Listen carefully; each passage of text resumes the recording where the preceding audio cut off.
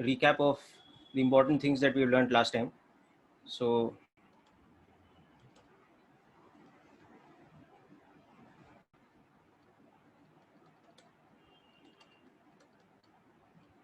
vectors session 2. So in today's session, the main thing we'll be talking about is we'll be discussing about vector representation,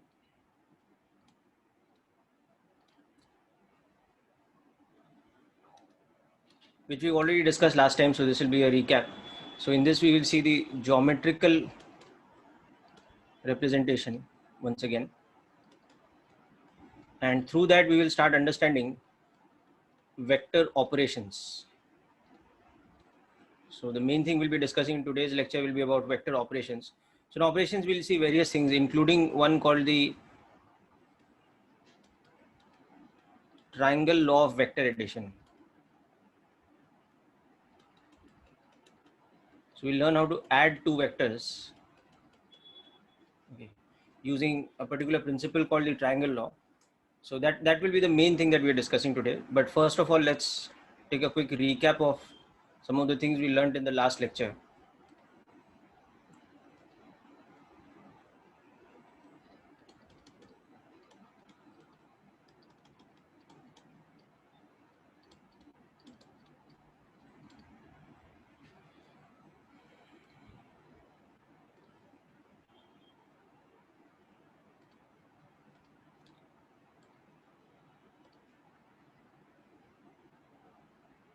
So first of all, we learned in previous lecture that physical quantities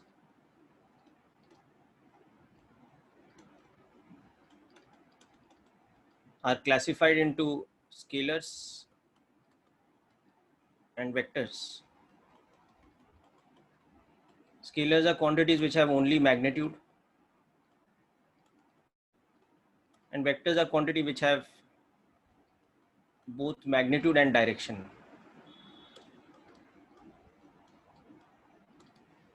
Okay. Therefore, we saw that to define a vector, we need to, so vector is defined by both its magnitude and direction. So any information about a vector, any representation of a vector, any operation involving a vector, all this is not possible if we don't define the direction as well as the magnitude. Okay, so hence for any sort of operation or any sort of representation of a vector, it becomes important to define both the magnitude as well as the direction. So for that, we saw that the geometrical method of representing vectors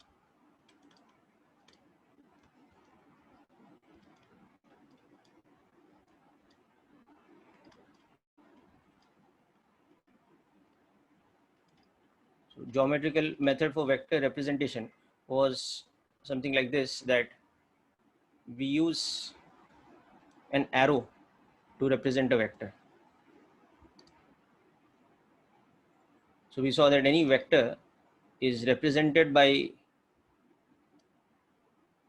an arrow such that we draw the arrow in such a way that the length of the arrow represents the magnitude of the vector and the direction in which the arrow points represents the direction in which the vector acts. So in the geometrical method of representation, a vector is represented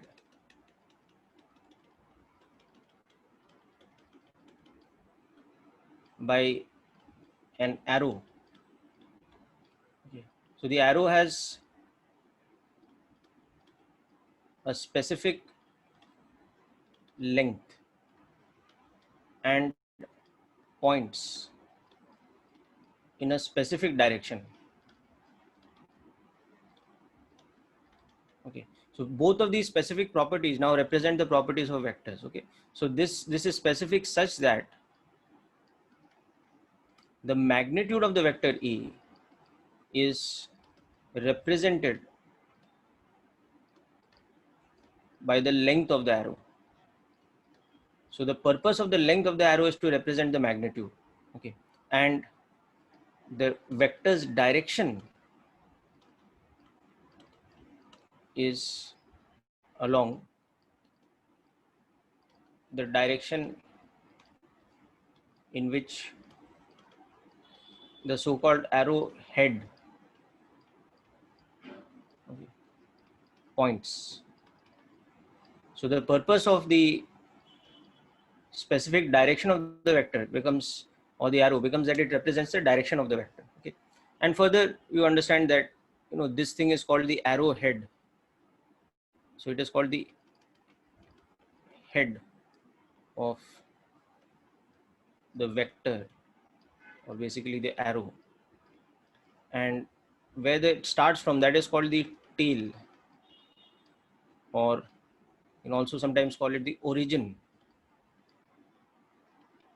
of the vector. So this is the method of representation. Okay, so we have understood about this, and we also understood a little bit about different direction in which we can draw the vectors, and how to specify the angles and things like that. So we've done a couple of exercises in class last time based on that. So specifically, those who might have missed the first lecture or something, you can please revise that section. It's very important. Okay, now coming to the next part. Okay, so we have understood about this all now. We've understood about representation. Once again, we've done a revision. Now let's come to the main topic for today, which is, we'll start with vector operations. But before we get into vector operations, we will see two specific type of vectors. Okay, so before I start with that, if you like, you can just make a quick run through this. If you want to make a quick note of some of the things, you can do that also.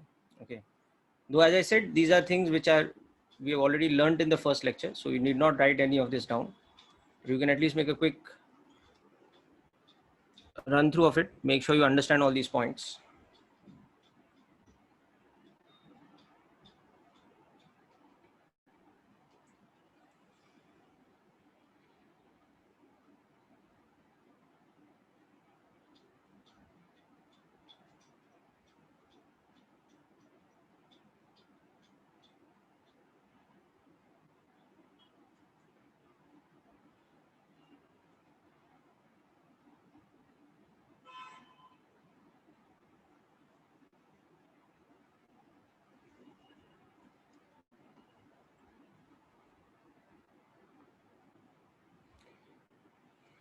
Okay, now once again, what I'd like to repeat here is that for this chapter vectors, you don't need to follow any reference book. You don't need to read from any NCRT or HC Verma or any other book.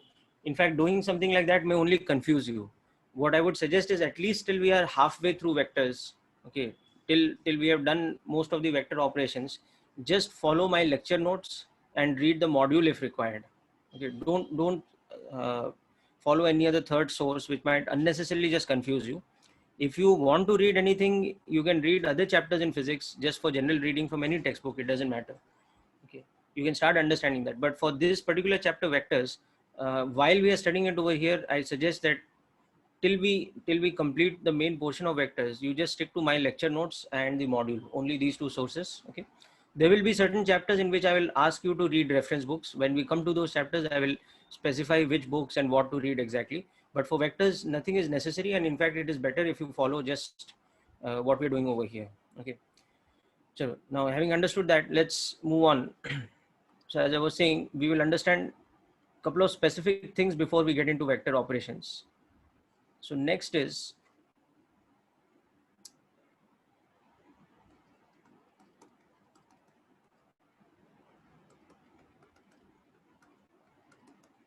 specific types of vectors. Okay, so in this, the first category we will see is equal vectors. Okay,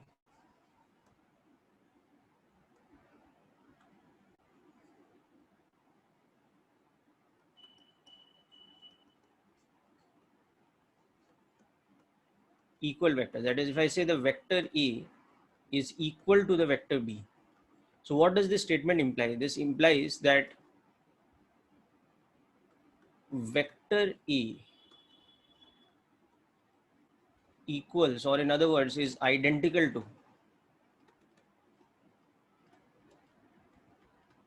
vector B, which further implies that magnitude are equal for both of them. That is, we can say that magnitude of the vector A, which we write as a mod symbol, is equal to mod of B. Okay, but and that is not enough. And their directions are same, which means that they are parallel arrows. Okay, so geometrically this means something like this, that if vector A is equal to vector B, okay, then their individual vector arrows will be represented by two such arrows which are exactly of same length and which point exactly in the same direction. So for example, if this arrow represents vector A, then wherever we draw the vector B from, okay, as I told you that there is no boundation that we have to draw a vector from a certain point. We can draw it from any point of origin. Okay. But if vector B is equal to vector A, it has to be parallel to this. So it has to be pointing in the same direction and it has to be exactly of the same length. Okay. So you can see that if I, for example, choose to draw B from here, it has to exactly be parallel to that one. So these two arrows have to be exactly parallel, such that if I place B on top of A, it will exactly overlap this. That is the meaning of equal vectors. Okay. So you can see over here, this is the geometrical meaning of the two vectors being identical. Okay. The vector arrows are such that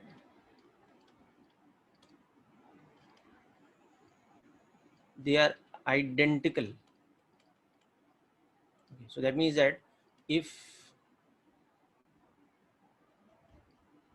we place the vector B on A, okay, it will exactly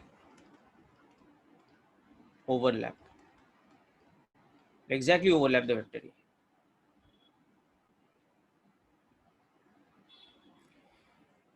Okay, so please make a note of this first special category of vectors, equal vectors.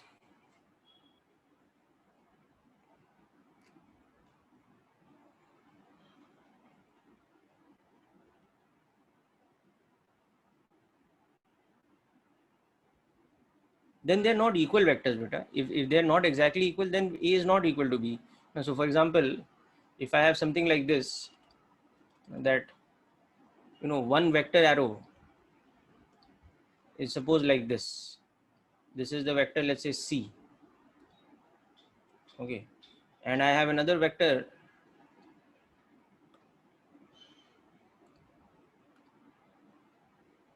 which is like this now, let's say.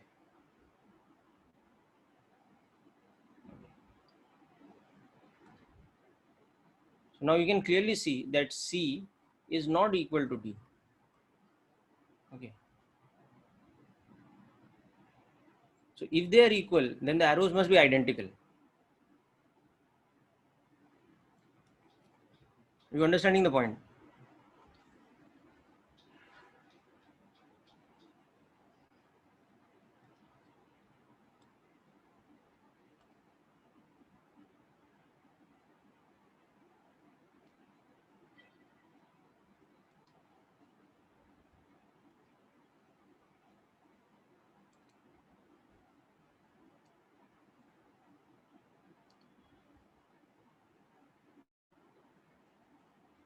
Yes, exactly. We have to see both the magnitude and direction.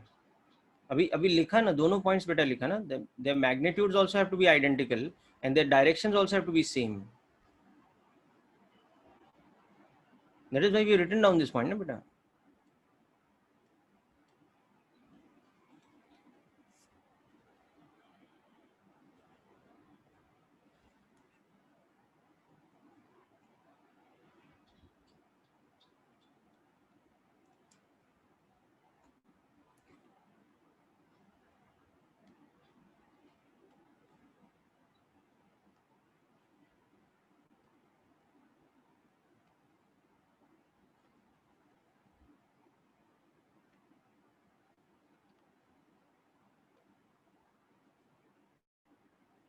This is not equal. What did I say बेटा? And का मतलब क्या होता है?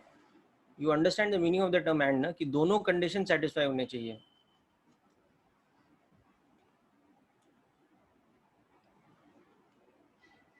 Okay, so understood this point.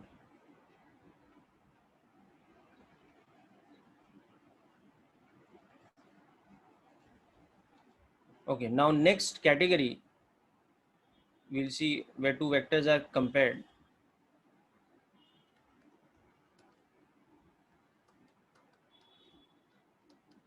Opposite vectors of equal magnitude.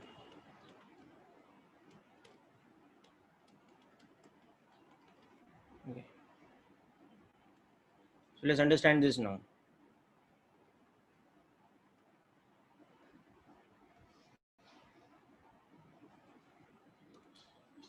So they are represented like this. If we say that the vector A is minus of the vector B, this means that their magnitudes are equal.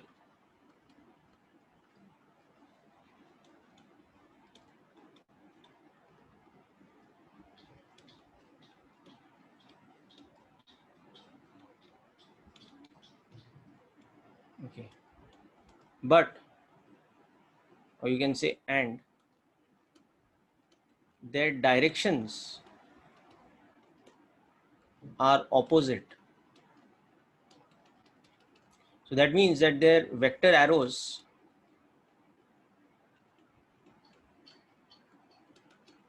will be what we call anti-parallel. Okay. So this statement that A is equal to minus of B, it implies this. So geometrically, it means like this. Geometrically, if the vector A is minus of the vector B, it means that now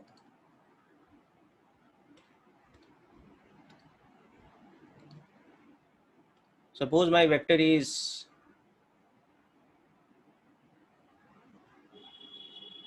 like this. Okay. Then vector B will have to be precisely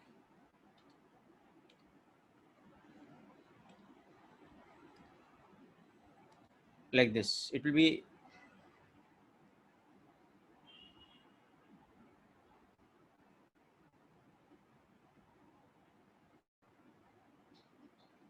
exactly anti-parallel, but the arrow is pointing in the opposite direction. So you can see that the lengths are equal. Okay. The lengths of the two arrows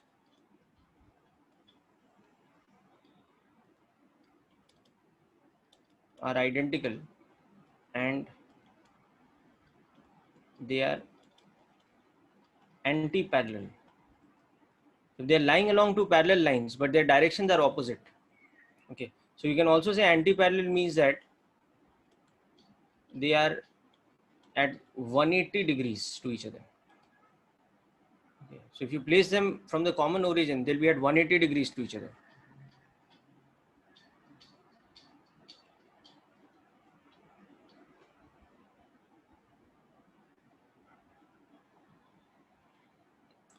So I think it is pretty obvious what is the role of the arrows.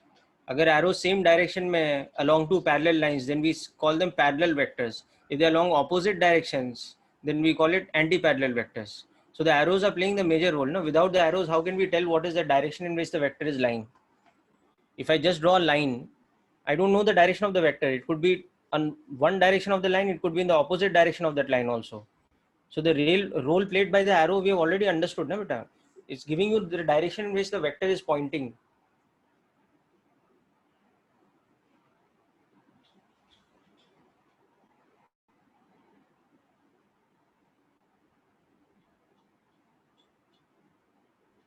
Understood the point, beta? If I just draw two parallel lines without drawing the arrows, then actually they don't represent vectors only. So let alone being parallel or anti-parallel, we can't even say that they are vectors. So the role of the arrowhead is very important when we represent a vector.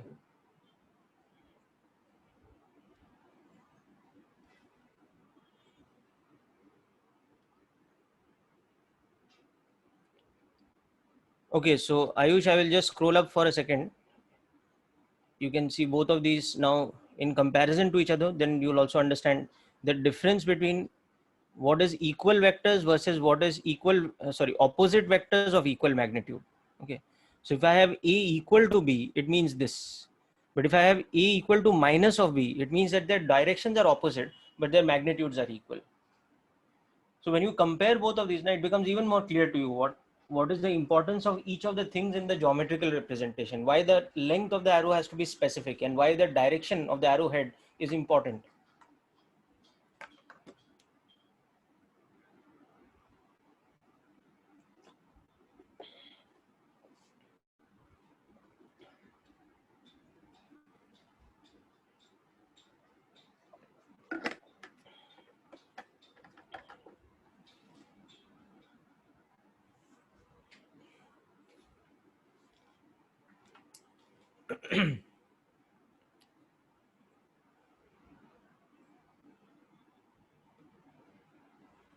Okay, Ayush, is it clear, beta? The first part? Yeah, I'll scroll down, Kirtan, just a minute. Okay. So now let's come to the diagram for the second one, which you also now compare with the first one. So it becomes even easier to understand.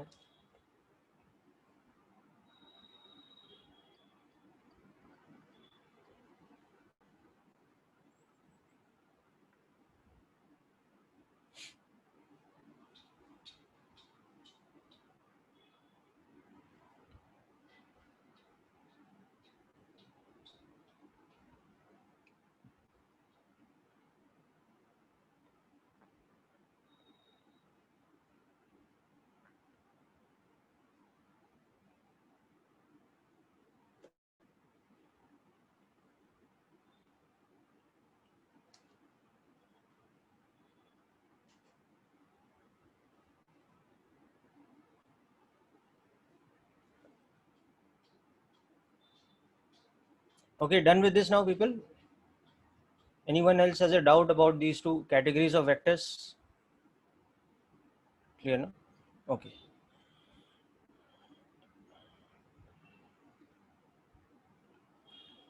Okay, next up, we'll understand another category of vectors. Okay, very specific. It is something called a unit vector.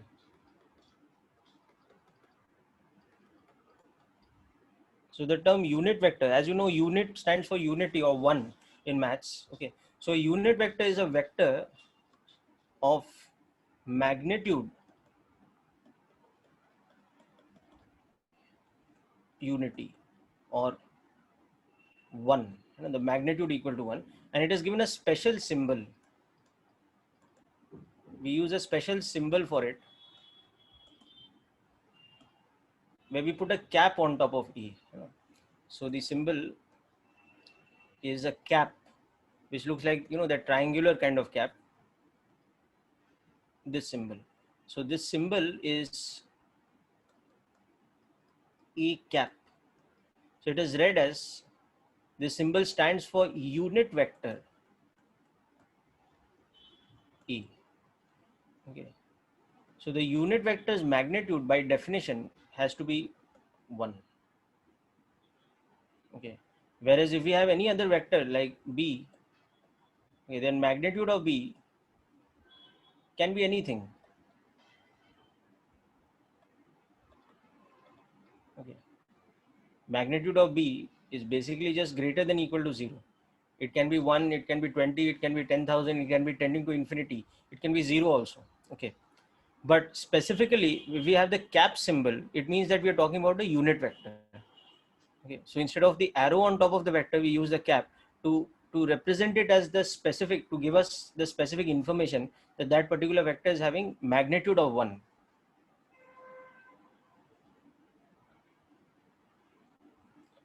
So once again, any symbol, like suppose I have n with a cap on top of it, this symbol will be read as the unit vector n. Okay, and it means that the magnitude of that vector n cap is unity. So again, this is just a matter of definition and notation. Okay, there's no logic here. There's just,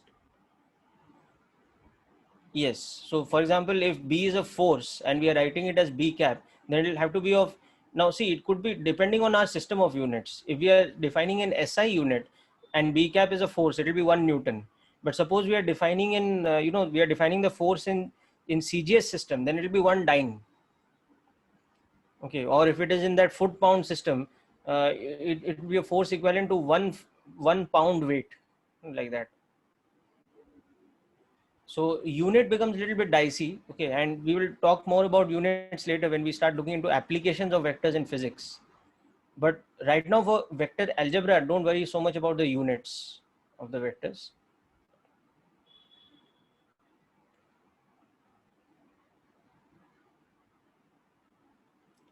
So for example, if A cap is a displacement and we are expressing the displacements in kilometers, that means magnitude of A cap will be 1 kilometer. But suppose if A cap is displacement in millimeters, then A cap's magnitude is just 1 millimeter. So the unit and the physical quantity both become important.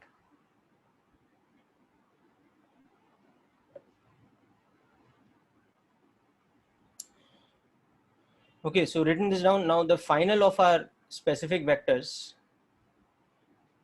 Now this one will also seem a little strange to you, but as we do vector algebra operations, you'll understand the importance of it. This is called a null vector. And nullity or null means zero. Okay, so basically it is a vector of zero magnitude. Okay, and it is represented by the symbol this. This is the symbol for the null vector. Now you might say that what is the need for null vector? We could have just written 0, but understand that 0 is the scalar, whereas we want a vector of magnitude 0. So this is the 0 vector or null vector. Now just to give you an example of why this is important, suppose I subtract a vector from itself, then it becomes nothing, no? But it should be represented as a vector quantity. This is correct. But if I read A minus A is 0, this statement is inherently wrong, and I'll tell you why it is wrong. Because this statement is inherently wrong because the left hand side is a vector operation and the right hand side is a scalar. So we can never put vector on one side of equality symbol and scalar on the other side of the equality symbol. We have to write vector on both the sides. Okay. So one of the uses of null vector is in an operation like this. It's just an example I'm giving you. Okay. Okay.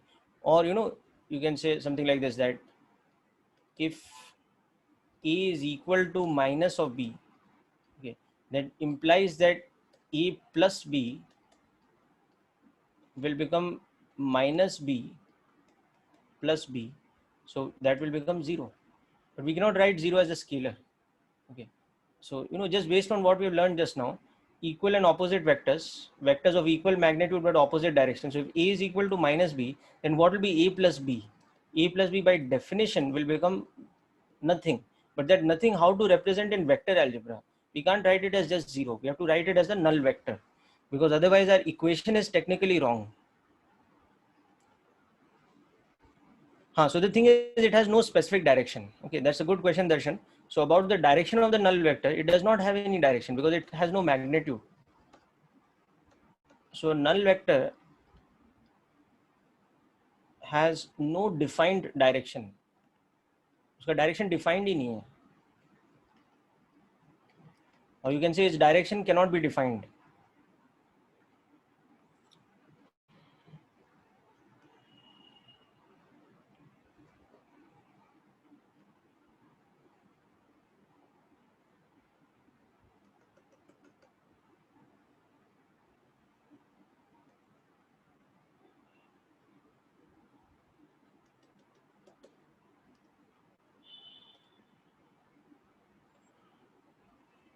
So that's another thing you have to remember. That's correct. That if we think about the direction of a null vector, we cannot actually define it because its magnitude is only absent. So it's not a quantity acting in any particular direction. It doesn't have a defined direction.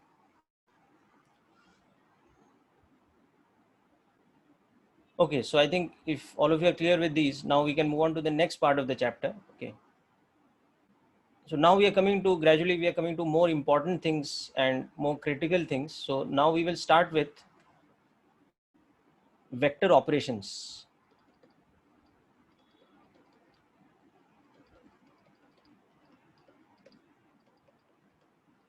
So what we basically mean by the term vector operations is that we are doing algebraic operations involving vectors. Just a minute.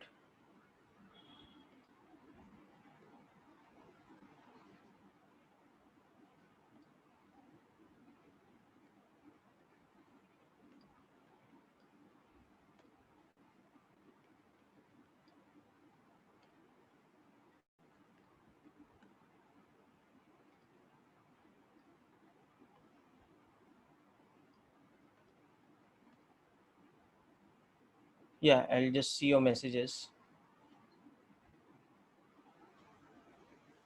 No, null vector, Aditi, can be used in a number of places and we will come to that. But as of now, I'm just giving you an example that how we can use null vector and what type of equation null vector is used. So these are a couple of examples of where null vector was used. Okay. One is that if we subtract a vector from itself, then it should give us nothing. But how do we express that nothing in the language of vectors? We can't say it is a zero scalar. Okay, so if I subtract the vector A from the vector A, the resultant of that is nothing but a null vector. Similarly, if I tell you that vector A and B are like this, that A is equal to minus of B, that means the sum of A and B should again give me nothing. But in language of vectors, I cannot express that nothing as just the scalar zero. It has to be represented as a null vector. Unit vector is very simple, beta. It's a vector of magnitude 1. Unit vector is a vector of magnitude 1. Okay. So I'll just take you through the definition and note about the unit vector. You can just see over here. Just write down this definition. It's more than enough.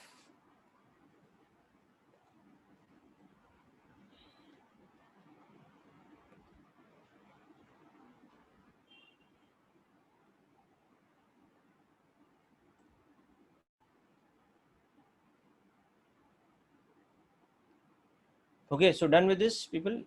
Understood unit vector and null vector, both of the things, no? Okay, so now let's come to vector operations. So what we mean by vector operations is basically algebraic operations involving vector quantities. So this is nothing but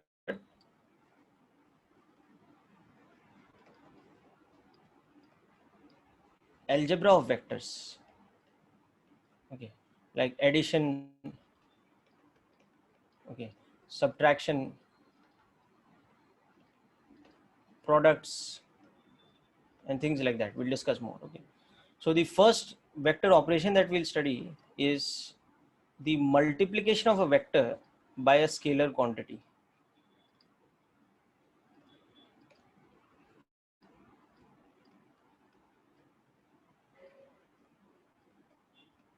Okay, now this is like very common in terms of application in physics. In fact, it's so common that you already are familiar with some example of the application of this.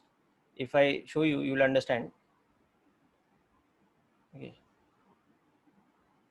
for example, we are all familiar with the very famous equation F is equal to ma.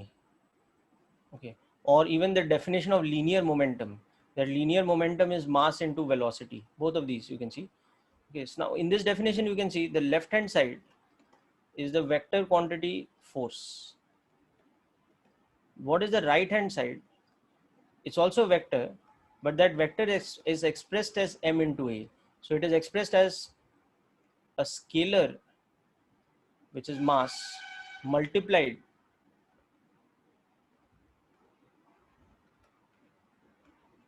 by a vector, which is the acceleration. Same over here. This is mass multiplied with velocity. This is a vector. This is a scalar. Okay. So in general, we'll say that this operation is like this, that B is equal to, let us say, some n times A, where n is a scalar and A and B are vectors.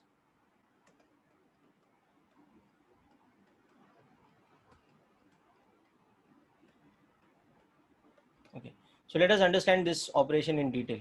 Okay. So first of all, we'll see that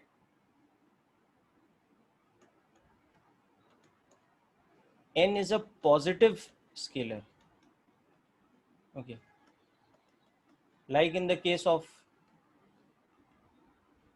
mass, mass can never be a negative quantity. No. Or if I simply just say that, okay, B is equal to 5 times A. Okay. So here that n is just a number. It's not even a physical quantity. N is a pure number. Okay. It's not even a physical quantity. So whenever n is positive, what happens is that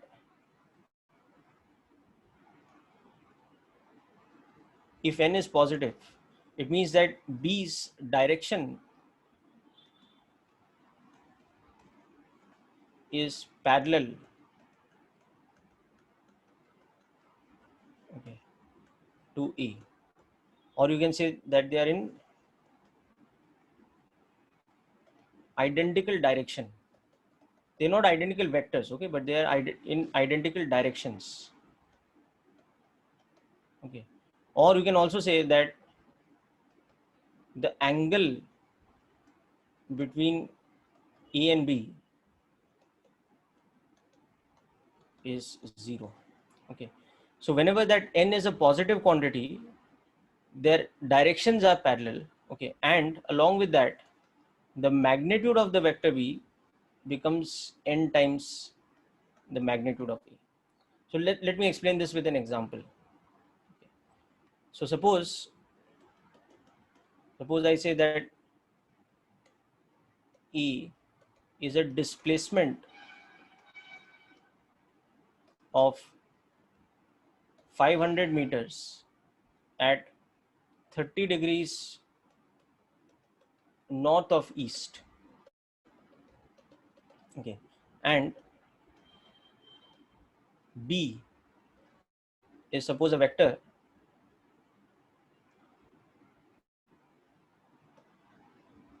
that is also a displacement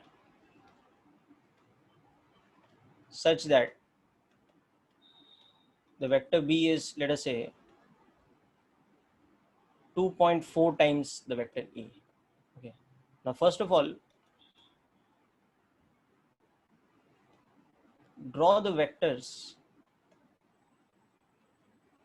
A and B as arrows. Okay. And from that, show the direction of vector B and find the vector B's magnitude. Okay. So through this question, you will understand what I'm saying. So here, see what's happening. What is happening is the vector B is a number times the vector A. So that number is a scalar, but here that is a positive quantity. So if it's positive, what it means that B is along A, or you can say it is parallel to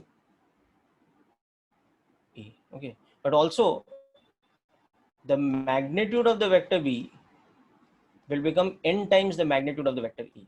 So here that n is how much? Is 2.4. Okay. So specifically in this example, इसका मतलब क्या हो जाएगा? Let's try to understand with the diagram. And that is where the geometrical thing helps, okay, because it helps us visualize the whole problem or any situation in vectors. It helps us visualize and actually do any calculations required. Okay.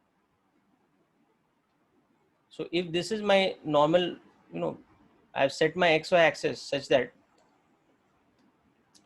this is east, this is north. Okay. So then I could represent the vector A in this diagram as, let us say, an arrow like this. Okay. So this now specifically, let's say, represents the vector A, where no, its magnitude is 500 meters and its direction is 30 degrees north of east. So it should be like this. This angle should be 30 degrees. Now, how will I show the direction of B and the magnitude of B? So B will now become a vector such that it's parallel to this one, but it is 2.4 times in length. Okay. So the next thing is that B is equal to 2.4A means that B is parallel to A. Okay. And that magnitude of B is 2.4 times magnitude of A. So that is 2.4 into 500. Okay, so that will become how much?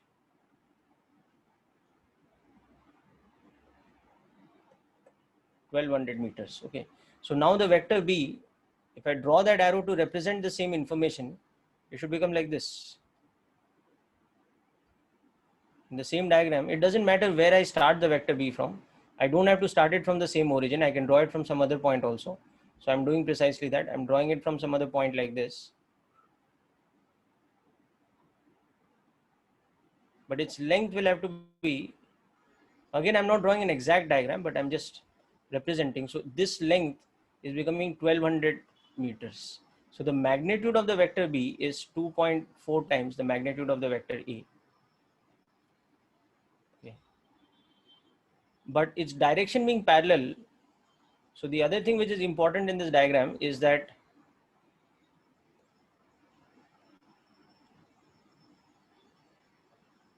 Vector B के लिए ये जो angle होगा, this will again be 30 degrees because this will be along a line which is parallel to this line.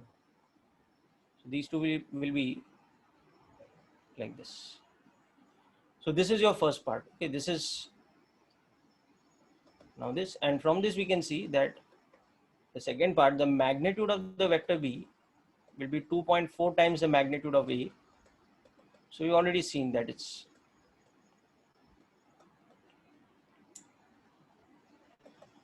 and B is at 30 degrees north of east, same as the direction of A. Okay, so this becomes a complete solution of this. Okay, so I'll take you back to the definition of this vector operation and case one. Then you can come back to this example, but it's best to understand this first case which I've shown you with an example. Okay, which is why.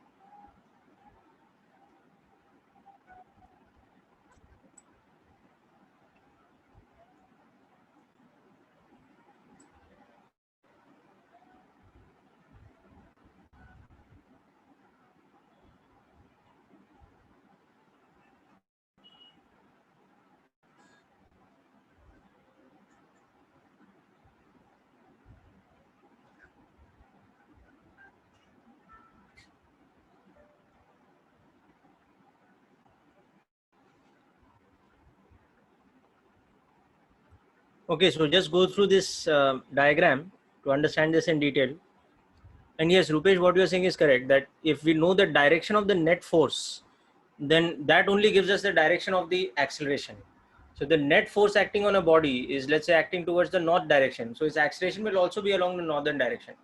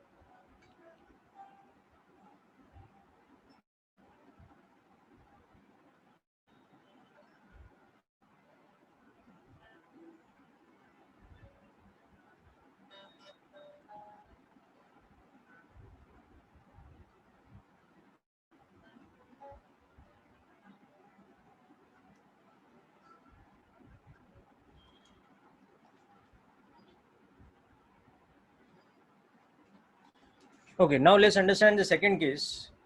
So what if we are multiplying with a negative quantity instead of multiplying with a positive quantity? So this was case one, it's done. So we understood this, that if you are multiplying a vector with a positive scalar, the direction remains the same and the magnitude becomes n times. Okay. Now similarly, if we are multiplying with a negative scalar, what happens in that case?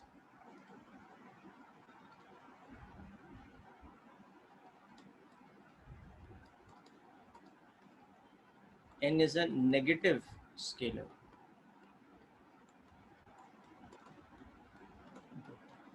So then what happens is that B's direction will become opposite.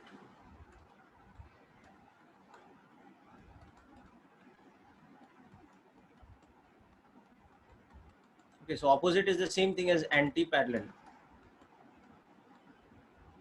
or the angle between them will be 180 degrees with respect to the vector E, and along with that the magnitude of the vector B will become, now n is a negative quantity, so we'll have to take its mod times the magnitude of vector E.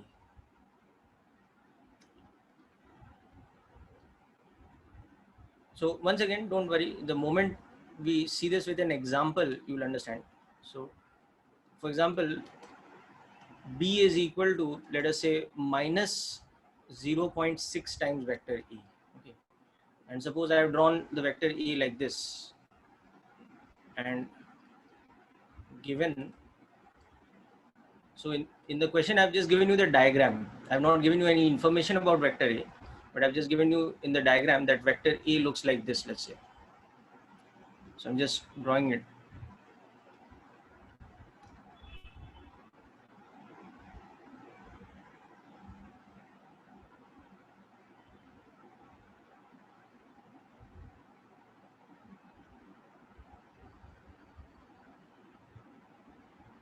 Okay. So this is the vector A that is drawn for us. So now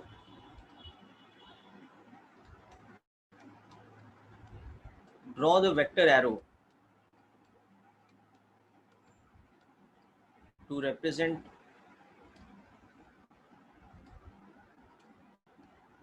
B. Okay, given that this is a vector arrow to represent E.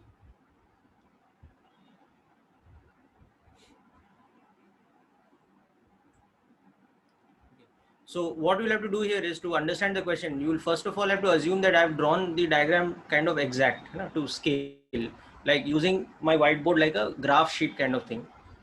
So if you assume that, then you can see that my diagram, उसका जो precise interpretation होगा वो क्या होगा, that if this is my x-axis,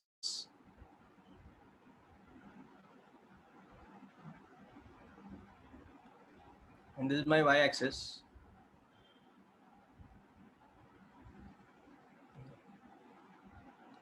then the precise interpretation would be, because this is going from corner to corner, this is 45 degrees. Okay.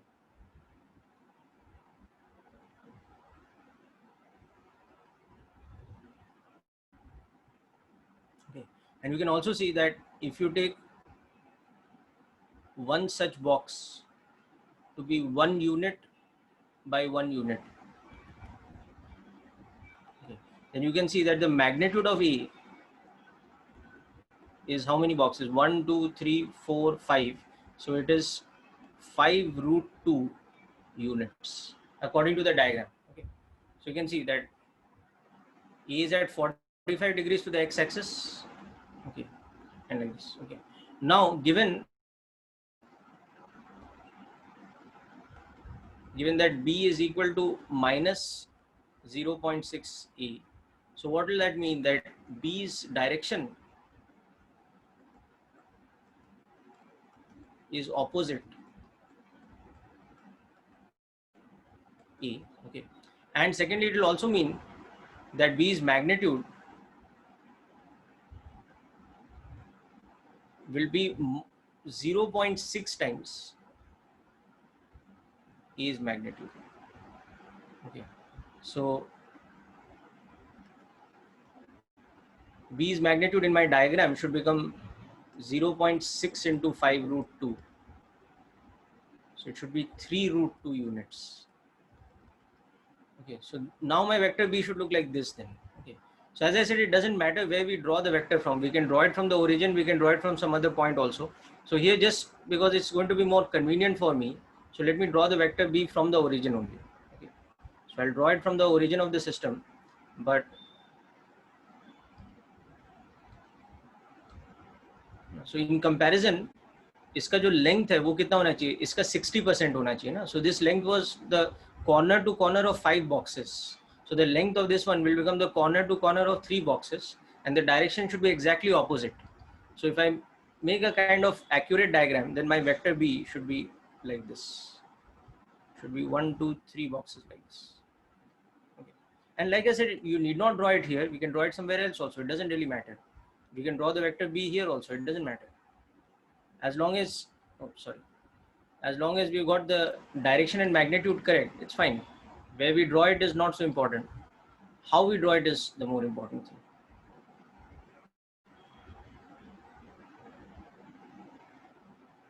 So you can see whether we draw the vector B over there or here, it doesn't really matter.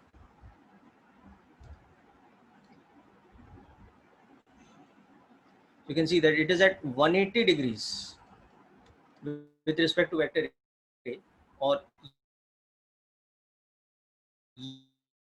ये वाला length 3 root 2, because that one is 5 root. Now, like I told you that in vector algebra, generally we don't make the diagram so accurately. It is just a rough diagram to represent. But in this particular case, I need an exact diagram. It is also the same.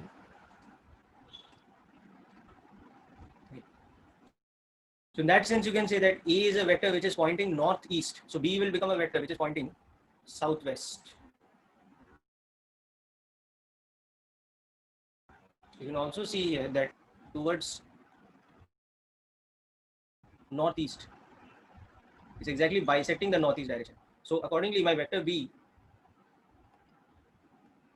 will be towards southwest, exactly opposite. Okay. So I think with this example, it should be very, very clear what is the meaning of multiplying with a negative quantity. What is the interpretation and what is the meaning of multiplying with a negative quantity. Okay. So this is our second case of multiplication with a scalar. 5√2 बेटा ऐसा है, देखो एक box को हमने कैसे define किया है, 1 unit by 1 unit ना, this is 1 unit by 1 unit. So therefore, how much is this? It's √2 na. So now just count the number of boxes. There were 5 boxes here. So there's so many different ways you can understand this bit. It's like simple geometry. You can draw a right angle triangle here. You can see it is 5 by 5. So it is the diagonal of a 5 by 5 right angle triangle. So it's 5√2 na. See 1, 2, 3, 4, 5. 1, 2, 3, 4, 5. So it's 5 by 5.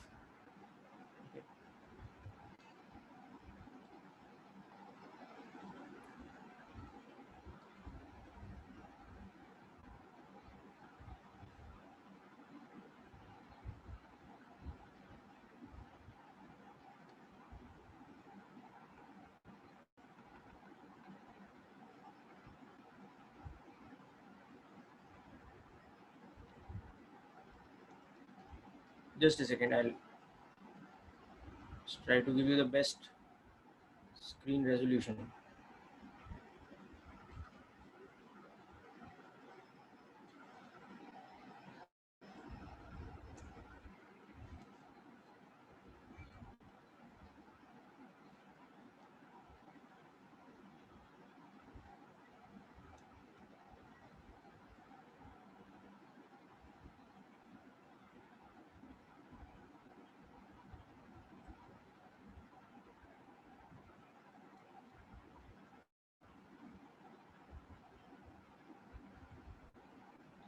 Okay. So whatever the unit of this box is now, A's magnitude is 5√2 units. So B's magnitude has to become 0.6 times that. So it's 3√2 units.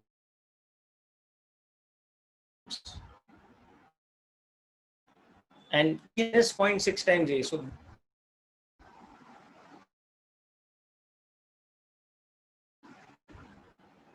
relation with A's magnitude. नहीं, magnitude को कभी minus sign से नहीं लिखते बेटा, गलत लिखा है आपने, -3√2 नहीं लिख सकते उसको. So that's why, see, above I have explained to you that the magnitude of the vector B will become mod n times A. How can we say the magnitude of a vector is a negative quantity?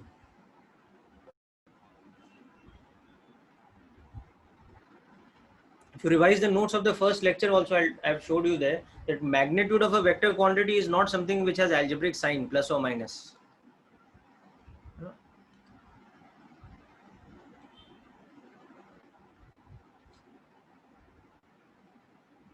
That's why there is the mod sign over here.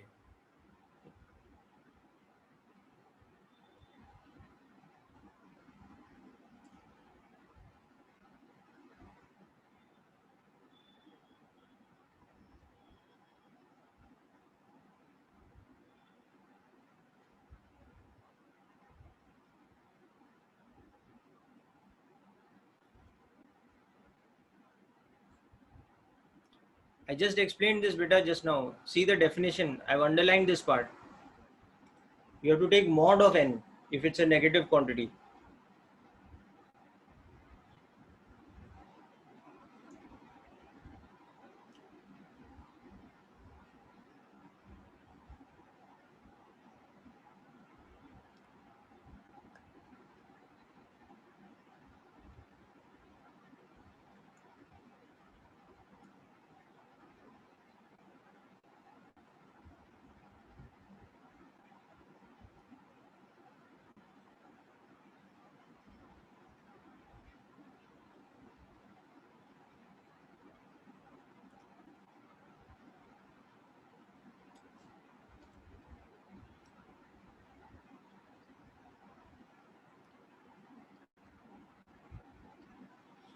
Okay, now there is one more trivial case in this, but basically we're done with this part. Okay, so the trivial case is this one, that if n is 0, okay, so if b is equal to n times a, where n is equal to 0, then by definition b will become the null vector. So this is another use of the null vector.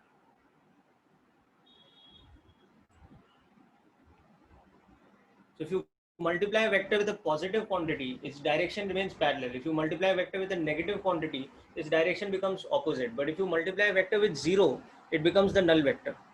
So it doesn't have any specified direction because its magnitude only has become 0.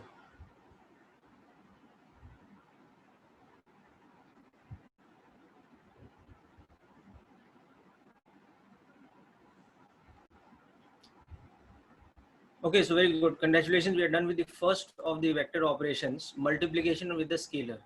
Now moving on to the next one. Now this is the most critical one of our entire series of vector operations. Okay, so we will see addition of vectors.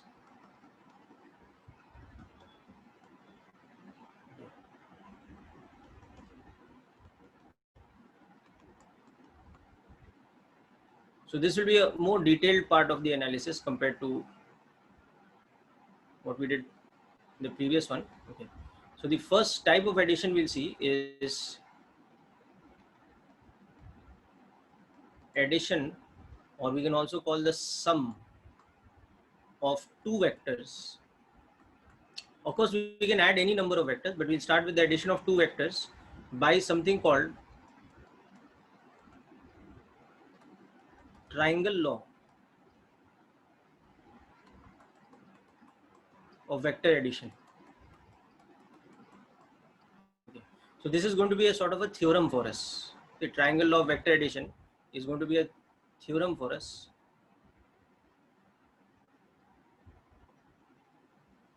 And we will develop it as a theorem and a formula so that we can apply it directly. So let's understand triangle law. So the idea about triangle law is that given any two vectors A and B such that the magnitude of the vector A, we can represent with just the symbol A, is known, the magnitude of the vector B is also a known quantity, and the angle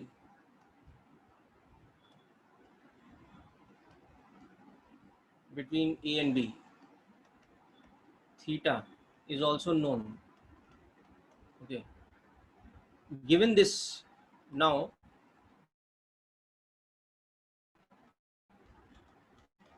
angle law is used to find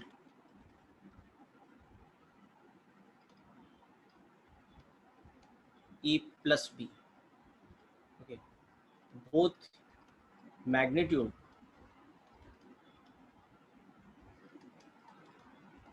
and direction, where the quantity A plus B is called the sum. Okay. So A plus B is called the vector sum of the vectors A and B. Okay. And another name used for it, which is very common, is called the resultant. So when we use the term resultant of two vectors, we mean it is the addition of the two vectors or the sum of the two vectors. So in vector algebra, the term resultant is interchangeable with addition or sum.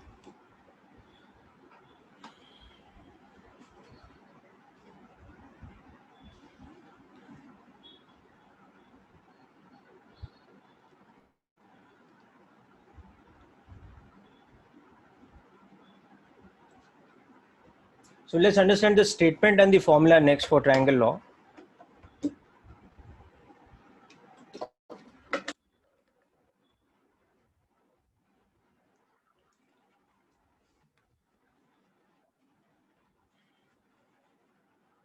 Okay, so I'll give you time to write this down fully, don't worry. Let's understand triangle law first. So, what is triangle law? In triangle law, we know two vectors. Suppose this is the arrow that represents vector E.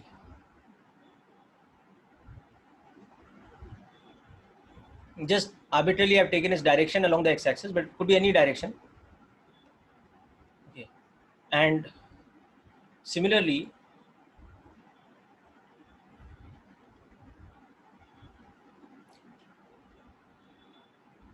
let's say vector B is arbitrarily something like this.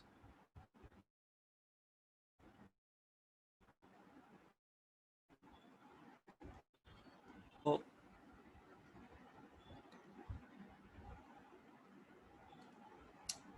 magnitude of the vector E is known to us. Magnitude of the vector B is known to us. And also theta is a known quantity. We know the value of theta. So in this diagram, for example, what will be theta? So here theta will be produce the direction of A forward and compare it with the direction of B. B's direction is this. So these two directions are making what kind of angle? This angle is theta. Okay. Or another way to understand the direction properly would be that just draw the vector A from some proper origin. Okay, so just pick up that vector and draw it once again over here.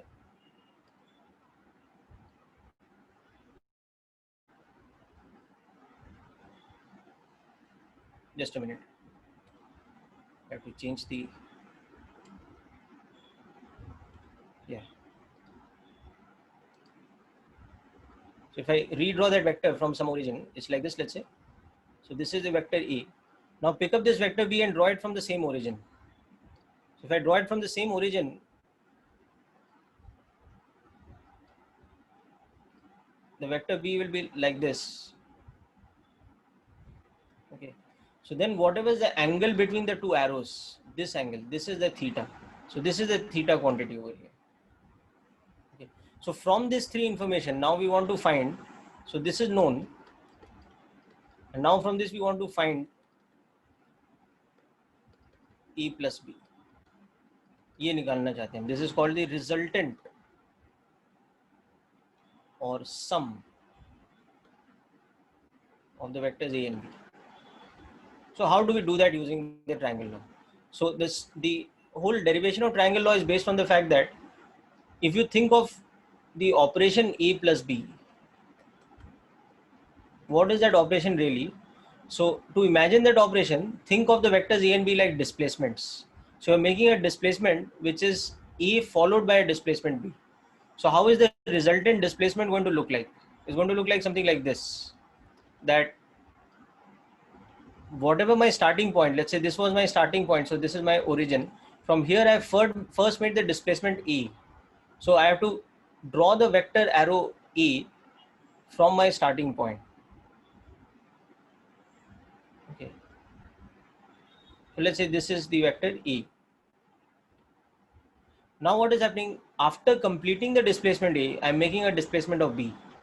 So मेरा B का displacement कहाँ से start हो रहा है? It is not starting from here. It is starting from where I have ended up after finishing A. So A के head से मैं क्या करूँगा? B vector draw करूँगा. So after having drawn the vector A, I will pick up this vector B, but I'll draw it in such a way that it starts from where? It starts from the head of the vector E.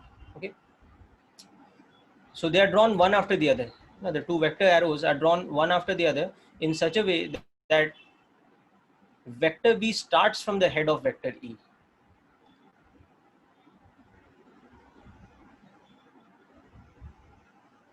Okay, so this is my vector B, and it should be drawn in such a way that this particular angle is the same theta. You see here, this is the same theta as it's shown in that other diagram. So whatever the angle between A and B, वही theta यहाँ पे ये वाला angle हो जाएगा. Okay, so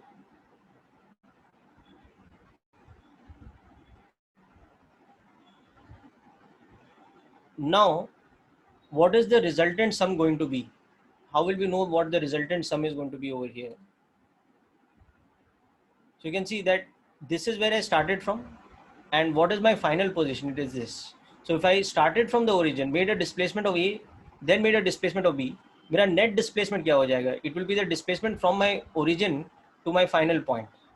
So in this diagram, the net displacement is nothing but this particular arrow. So this becomes the resultant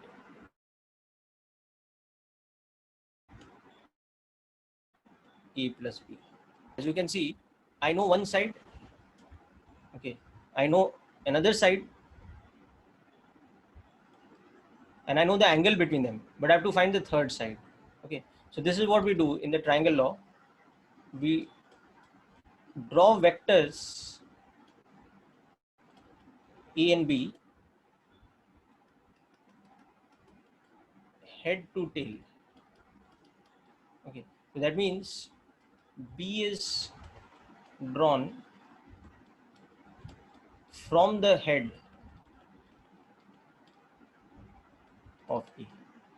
So therefore, A plus B becomes the vector from the origin of A to the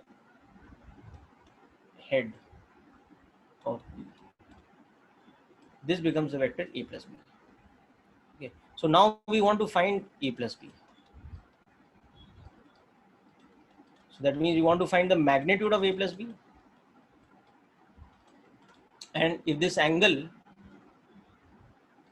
is, let's say, alpha, we want to find the direction of A plus B. Okay. So this we will develop as a formula using trigonometry on this triangle now. Okay. So we're coming to that, but note down the process of the triangle law first. Okay. How we construct the vector triangle from which we are going to find out the sum.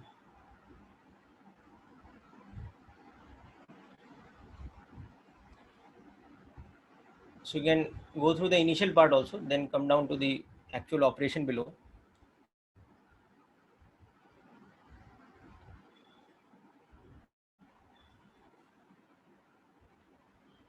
Yeah, technically it does, Om, because we are doing the operation of A plus B, but we will learn something that the vector addition is what we call commutative. So A plus B is equal to B plus A. So ultimately, if we had done the operation of B plus A instead of A plus B, we would have got the same resultant. Okay. But that's a different matter. First, let us understand how to do the operation A plus B. Then we'll show that B plus A is the same thing as A plus B.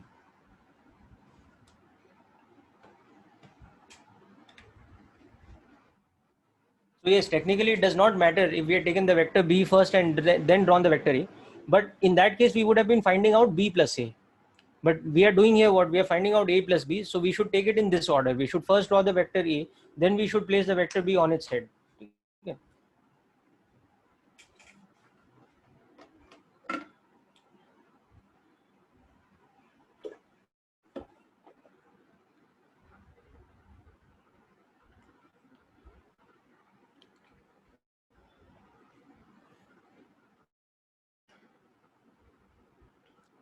Okay, so any two vectors are given to us. Now, from that, we should be able to find out this like this.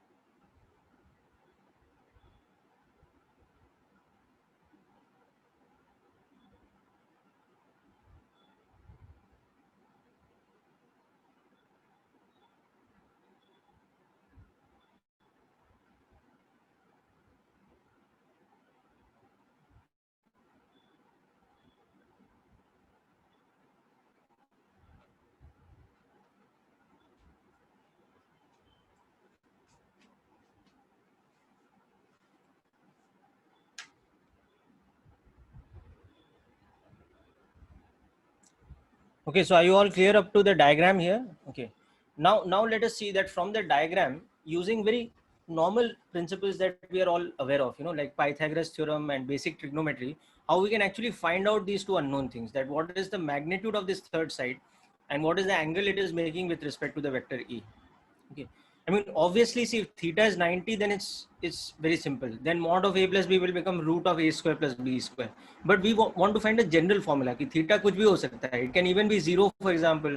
It can be 30 degrees. It can be 45. It can even be an obtuse angle like 120 degrees or 150. So how do we find a sort of general method that we can plug in the values of mod a, mod b, and theta, and we'll just get an answer from the formula. So how do we develop that kind of formula? Let's see that thing next. Okay. So what we do here is we do a very simple construction on this triangle. Okay, so I'll just show it in a different diagram, the construction that we'll do.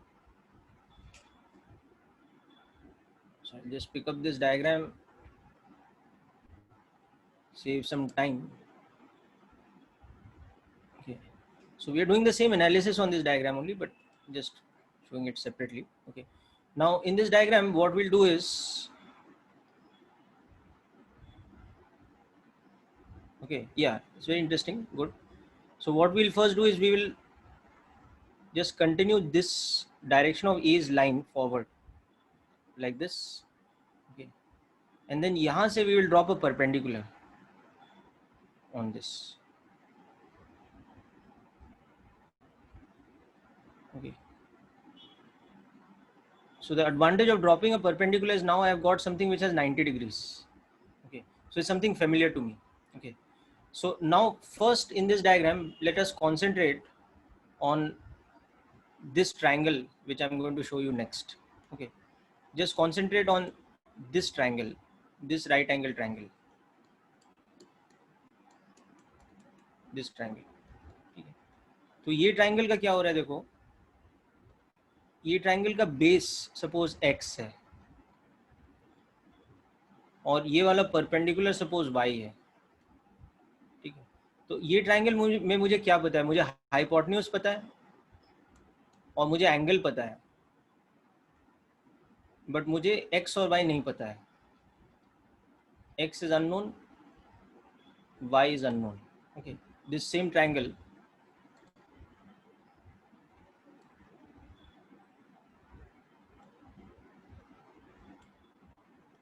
the same triangle I've drawn over here.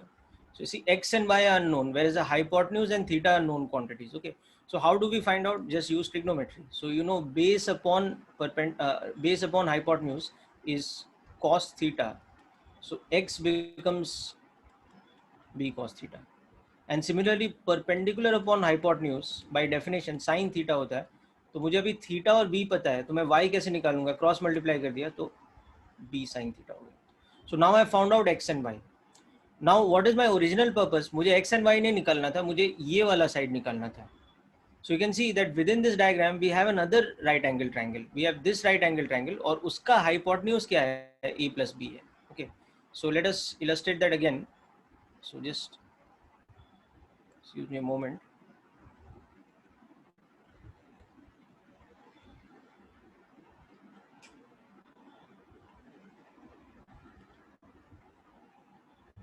Okay.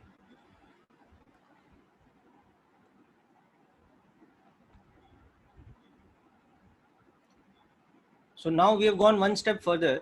In the previous step, we have found out this side, it's x, and we have found out this side, it's y. And we saw that this y was equal to b sin theta, and this x over here was b cos theta. तो ये दोनों हमने निकाल लिया. Now see, the main purpose for me is what? I want to find out this side. So now I'll see the other right angle triangle in my figure. There's also a larger right angle triangle, which I'm shading for you next. Okay, so that is this right angle triangle, this whole thing, this whole thing. So ये triangle के लिए base क्या है? Base ये पूरा part है. So that is nothing but a plus x और perpendicular ये है. Okay, so now you can see that for this right angle triangle, the hypotenuse is magnitude of a plus b. So that is equal to what? It is root of a plus x whole square plus y square. And then from there you substitute the value. So you can see that x is b cos theta and y is b sin theta.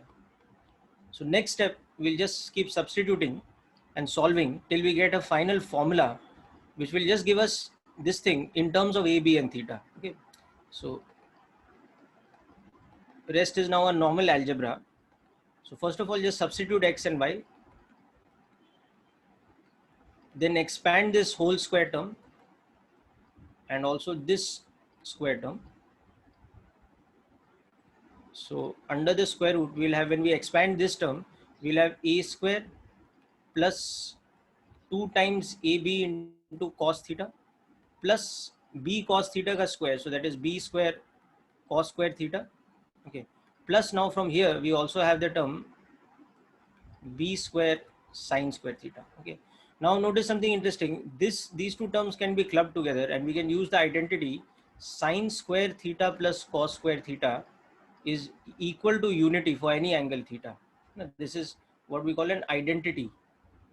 It's an identity relation which is always true for any theta. So further, this formula now reduces to something much simpler.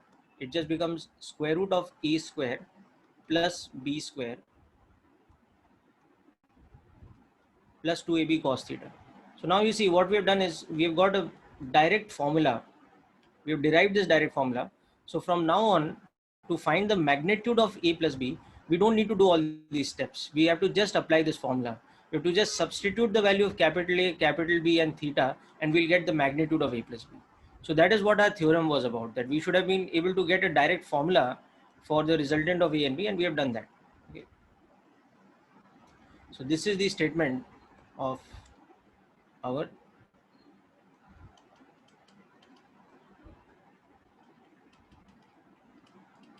triangle law for sum. Okay. So the magnitude of the sum is given by this formula. It is square root of a square plus b square plus 2ab cos theta. So I will just take you through the steps from for both the things that we've done. The smaller triangle we solved first here, and then the larger triangle below, and how we got it.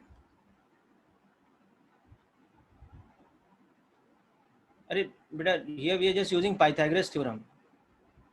Pythagoras theorem is like this. If this is the base, this is the perpendicular, and this is the hypotenuse. Hypotenuse square is equal to base square plus perpendicular square. So hypotenuse is equal to square root of base square plus perpendicular square. So this is, we are making use of Pythagoras theorem.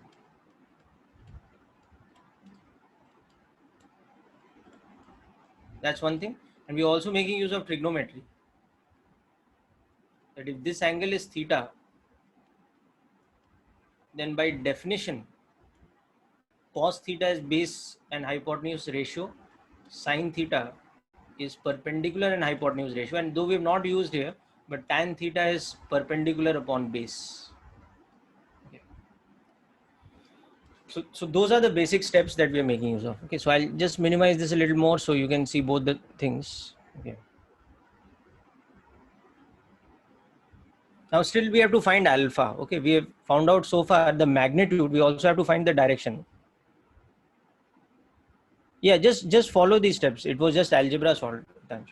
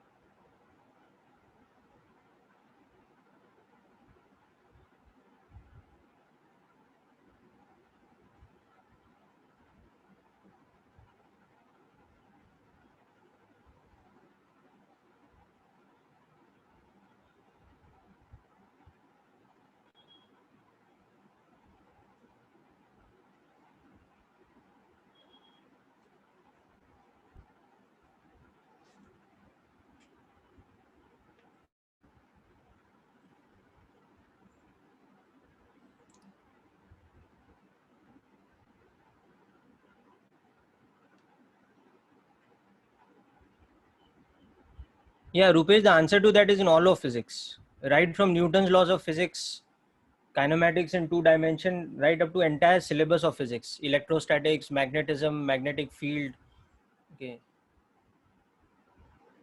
particle dynamics, angular motion, everywhere. There is no part of physics which is independent of vectors. Yes, Sumit, that's correct. Very good. The angle alpha is correct. Matlab tan alpha will be that much. What we are saying, alpha is equal to, that will be actually tan alpha is that much. So Rupesh, to come back to my point, we are studying all this in vectors because without this we cannot understand physics only. मतलब आपने 9-10 में जो physics पढ़ा ना वो कहानी वाला physics है, that is not the actual physics. How to actually do calculations with the application of physics, to understand that you have to know vectors.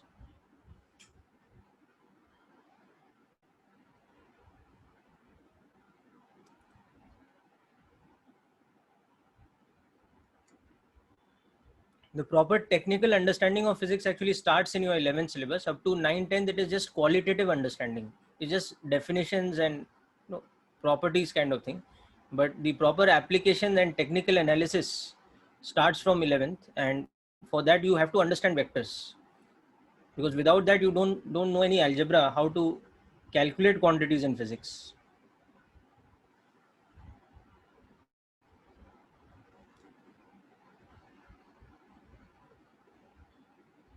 Okay, so that is why any proper high school level physics syllabus or junior college level physics syllabus will always start with vector analysis.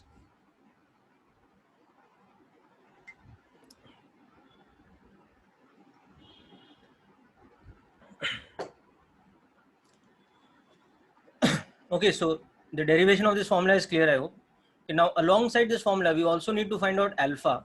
So for that you again look at the trigonometry of this larger triangle. So you can also see in this only, you can see that tan alpha is perpendicular upon base. Okay, so alongside this you also have,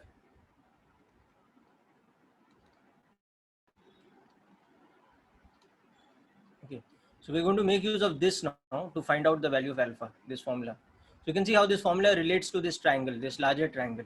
Now the perpendicular is y and the base is a plus x. So tan of this angle should become perpendicular upon base. That's what we used here. Okay, so now we have to just substitute the values of y and x, and that will give us, okay, so tan alpha will become b sine theta, because that was y, upon a plus x. So that was b cos theta. So this is like a second part of the formula. Now this one gives us the direction, that one gives us the magnitude. Okay. So these two statements combined actually are the triangle law. This is also part of the triangle law. Okay. It gives us the triangle law, gives us the magnitude and direction of the sum. So that is mod a plus b, that is the magnitude, and alpha, that is the direction with respect to A's direction. So if we know A's direction, we know this one's direction. So this formula is again in context of that triangle above. So I'll just show you that triangle just a moment. So when we say, what is the formula of triangle law, it is both these formulae combined. One of them is giving us the magnitude, the other is giving us the direction.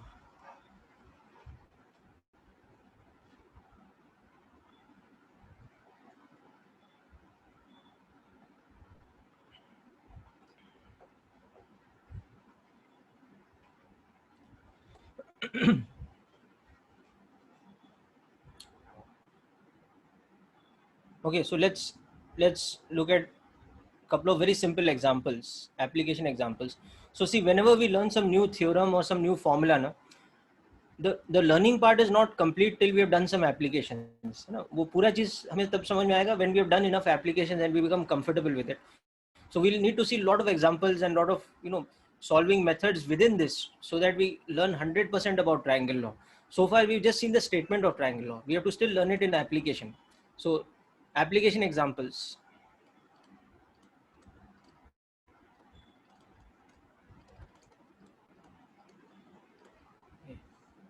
So this example, suppose given that magnitude of vector A is 10 units, okay, magnitude of vector B is also 10 units, and angle between the vectors A and B is 60 degrees. Okay. So find magnitude of A plus B. Okay. The angle made by the vector A plus B, okay, with respect to the vector E. Okay. And C, draw vector triangle to justify A and B parts answer. Okay, because A and B will just calculate by substituting in the formula. So it's almost like magically we'll get the answer by just substituting in the formula. But we'll also see some way to justify that answer, that how we can verify that is correct, or we can at least estimate that, okay, it should be something like this. So that will come by drawing the vector triangle. So what I want you to do, all of you, is first just use the formula to find A and B. Okay. So for the A part, just use this formula, that mod of A plus B is equal to root of A square plus B square plus 2AB cos theta. And this you have to just correctly substitute. So substitute A is nothing but magnitude of the vector A, B is nothing but magnitude of the vector B, and theta is the angle between A and B. So that only is specified as 60 degrees. So substitute this and tell me how much you're getting. Yeah, I've already got a couple of answers. Let me check. No, so Ayush, that is the point. In my notation, what is the angle between A and B? That was theta. And what was alpha? Alpha was the angle between A plus B and A. So that is this one, this second one. Okay, so you have to be very careful over here, that in my original notation, what were the quantities theta and alpha? Now you can understand here. So theta was the angle between A and B. Okay. So that was the notation, that here theta is the angle between A and B. Is the angle between the two vectors.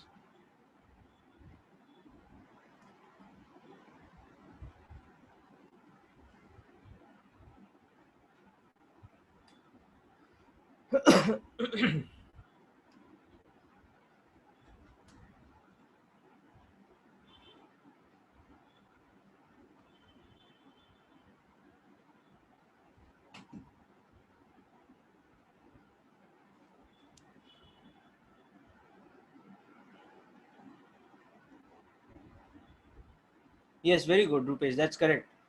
Aditya, you've forgotten the square root. Otherwise, it's correct. Hitanshu, check your answer once. Slight calculation mistake.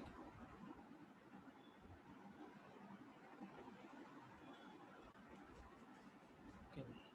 You should be getting 10 root 3, or that's the same thing as square root of 300. So Aditya, you've forgotten the square root. And Hitanshu, you made some small little careless mistake, I think. Okay. So anyway, let's do the substitution.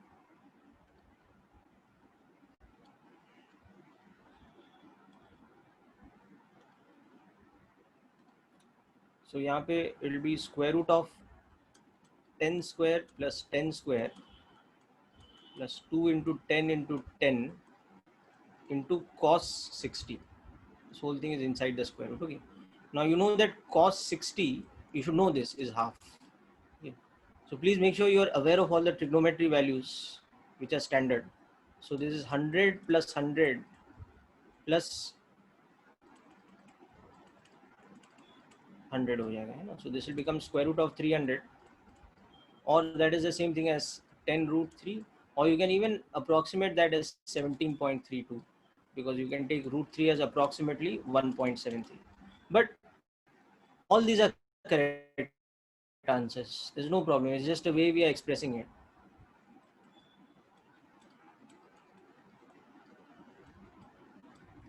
So that is the first part. We are done with the magnitude. Okay. For the second part, we have to use this formula. Tan alpha is b sine theta upon a plus b cos theta. So here that will mean that tan alpha is equal to 10 sine 60 upon 10 plus by cos 60 degree. So that is, in fact, you can cancel the 10, take 10 common in the denominator. Okay. So that's root 3 by 2 divided by 1 plus half. So that's 3 by 2. Okay. So that will further become root 3 by 3, or that's 1 by root 3. Okay. So no, now again, you're expected to know that tan alpha is 1 by root 3. That means alpha is how much? It's 30 degrees.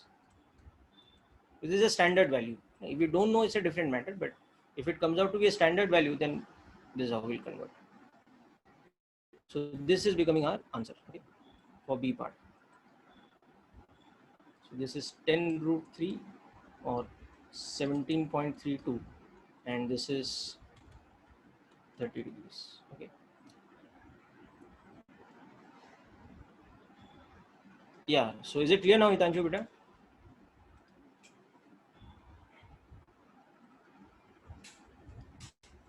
Okay, good.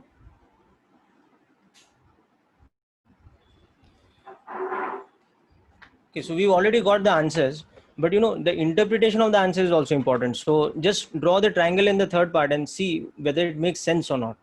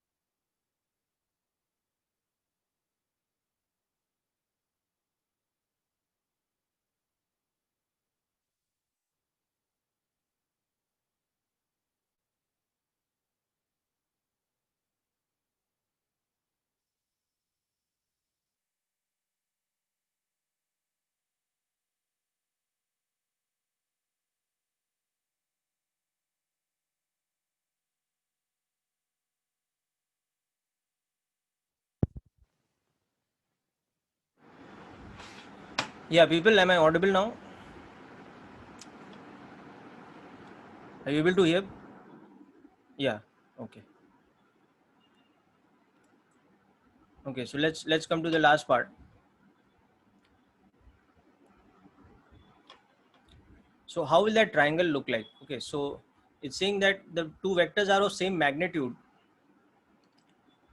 and the angle between them is 60 degrees. Okay. So if we were to draw the vectors from a common origin, for example, they would be like this. If this is the vector A,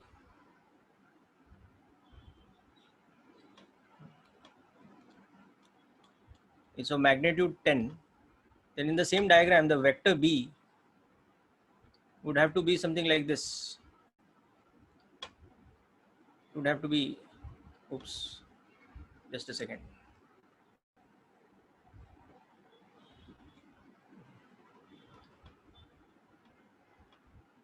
Okay.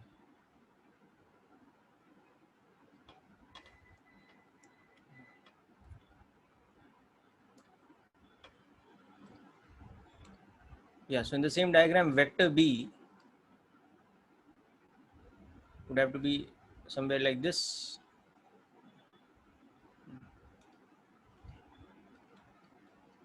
So same magnitude, but more importantly, this angle is 60. So now from this diagram, when we want to do, we want to make the vector triangle for triangle law.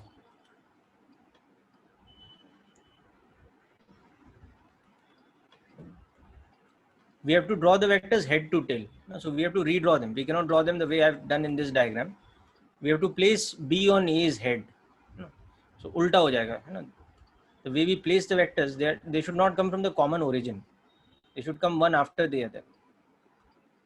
So that particular diagram will now look like this. This is fine. But now we have to place B where? On A's head. So it has to be here.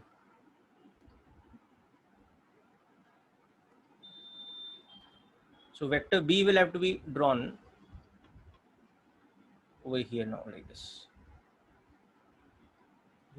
Such that its magnitude is also 10.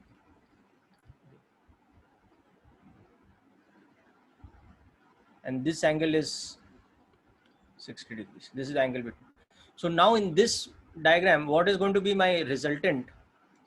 What is going to be the sum vector is going to be the third side of the triangle. I've done my first step. I've drawn A and B head to tail. Now what is going to be the resultant is going to be the vector from the origin of A to the head of B. That is what the statement we had made. So this vector here is A plus B.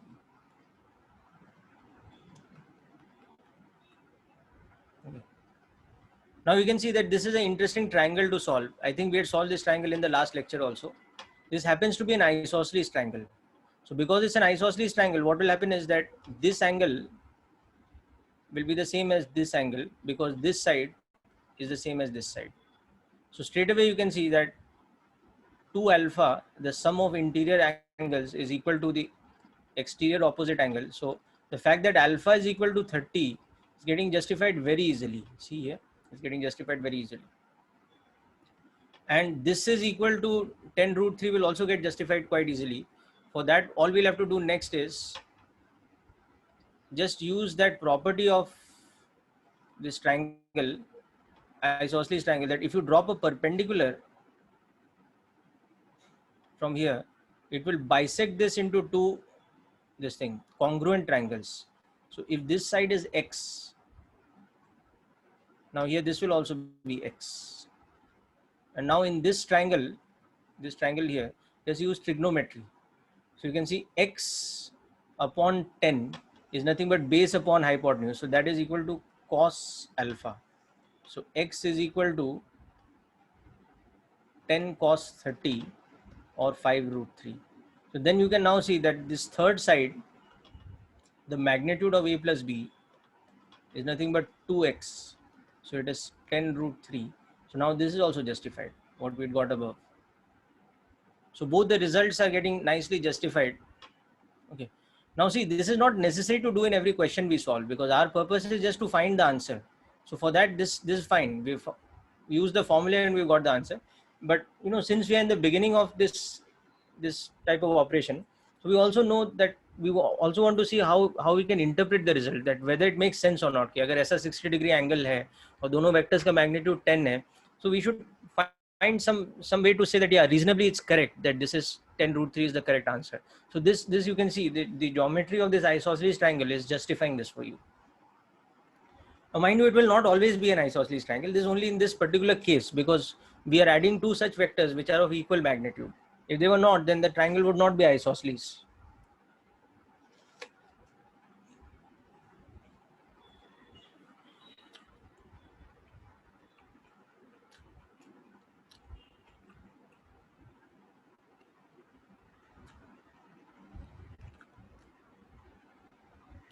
Uh, Ruxar, I didn't understand your question. Can you ask again? You are asking that I will give what? Finish the lecture? Yes, we finish the lecture now. Okay. So this is the conclusion of the lecture. Okay.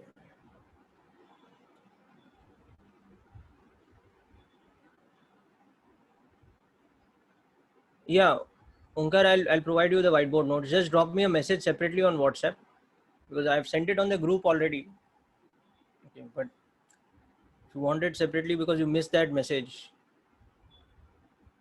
yeah, homework I'll be giving Ruxat. Yeah, that's correct. So now that we have done this first theorem, I mean the first two things, we saw the multiplication of vector with a scalar, and we've also seen the triangle law theorem today. So there will be the first assignment which will be coming your way along with the notes. Okay, so that's it for today's lecture, people. I'll send you the recording, the notes, and the this thing, and the assignment one for vectors. Depends, Aditi, whether, I mean, see, the thing is, most often you're doing MCQ questions, no? So the options might be given in terms of 10 root 3, or it might be given as 17.32. So whichever is given, you have to accordingly calculate the answer, okay? So you should know both the things. You should know how to approximate also finally. Okay, so that's it for today, people. Thanks for attending, and see you in the next lecture, doubt session, whatever, okay?